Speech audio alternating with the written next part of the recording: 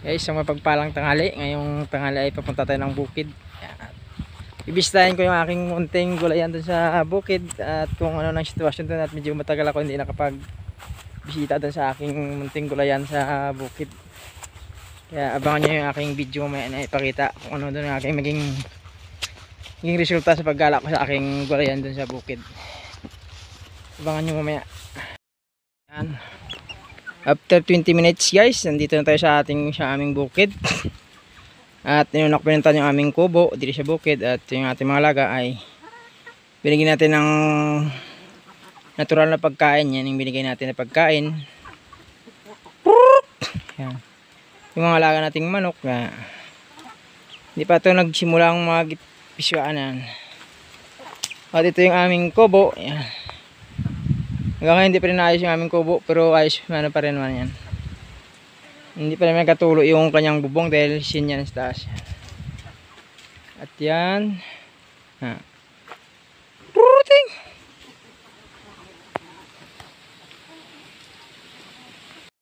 Yan na guys, nandito na tayo sa ating munting talungan.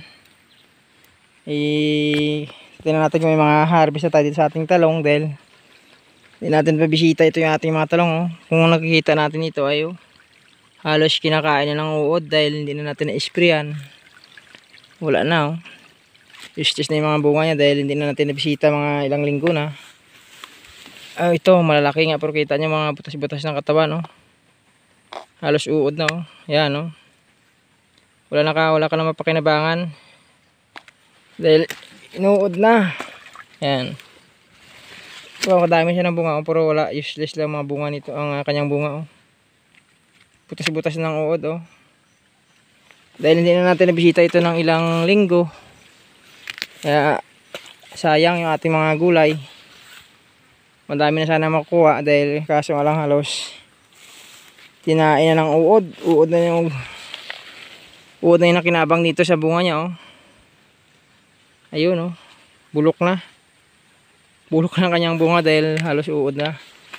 Kaya wala tayong mapakinabangan sa ating gulay dito.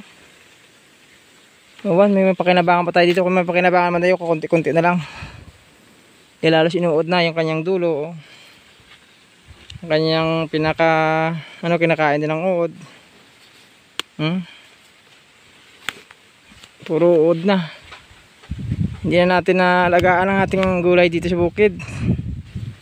Dahil busy tayo sa ating bagong trabaho bilang riders tayo, nag-GNT rider tayo ngayon. Kaya hirap talaga pag sabayan yung trabaho at yung pagtatanim ng gulay sa bukid. Yan. Mayroon pa naman matira-tira na pakunti-kunti na pwede natin gulayin. Pero mas marami ang hindi natin pakinabangan.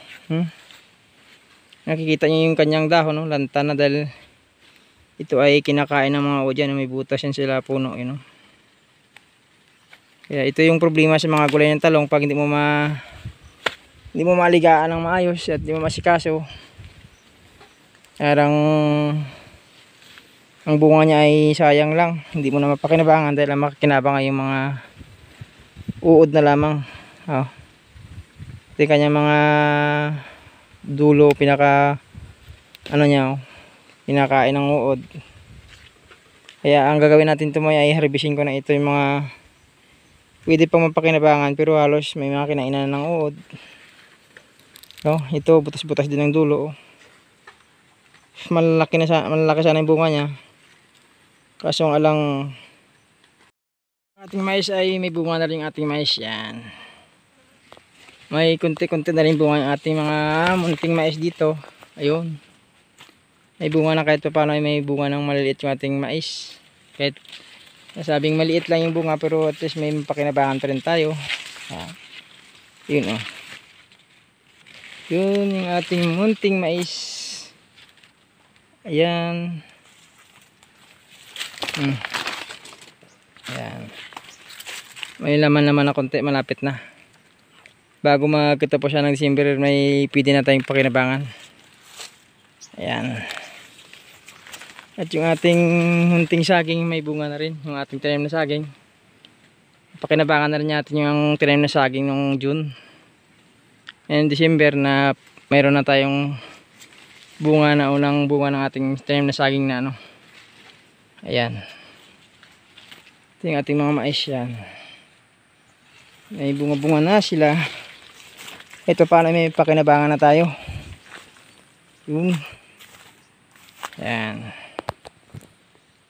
Hindi kasi naglakihan yung mga bunga ng lalo ng mga mais nito dahil halo-halo kasing tanim natin dito. May kadyos, may saging, at nakita mo may kamuting kahoy sa ibaba. Kaya siguro sobrang dami ng ating tanim dito ay hindi na sila nagano, agaw-agawan sila ng kanilang vitamina. Kung sino malalaki, di yun ang maganda. Ito at least may mga bunga yung ating mais kahit hindi masyado malaki, may pakinabangan pa rin tayo. Ayan, yan lamang guys, at sana mapanood nyo itong aking video at masuportahan nyo aking video bilang isang Mark Farmers. Pakipollow na rin ang like, comment, at pakishare ng video kung nyo po ay nagustuhan yung aking video. Maraming salamat ulit mga